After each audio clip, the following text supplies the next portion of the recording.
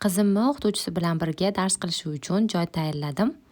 Hozircha darslarni zalda qilishyapti va zaldagi klienka mana shunaqa yomon bo'lib ketgan edi va ularga o'zligi uchun mos bo'lgan joy tayinlab qo'ydim.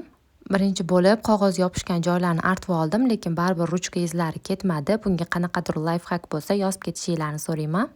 Keyin bo'lsa shunaqa oldin qolib ketgan kliyenkani yomon bo'lgan joylarini kesib tashlab yozib qo'ydim.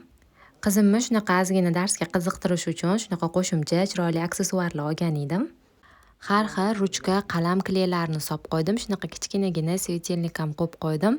Har xil flomasterlari va yozishga qiziqishi uchun neobычный ruchkalar ham solib qo'ydim. Kalkulyator ne kerak bilmayman, uni hali ishlatishmaydi. Mana shunaqa har xil qalamli nabor va kichkina bloknotiga uyga vazifalarni yozib qo'yamiz dedim va o'qituvchisi olib kelgan har xil kitoblar va o'zini har xil rivojlantiradigan kitoblaridan qo'yib qo'ydim. O'tilgan mavzular va uyga vazifalarni tayyorlagandan keyin hammasi qog'oz bo'lib ketuvdi. Ularni ham bitta faylga solib, taxlab qo'yib qo'ydim. Qalay sizlarga tayyorlagan stolim yoqdimi? 1 dan 5 gacha baho qo'yib ketinglar.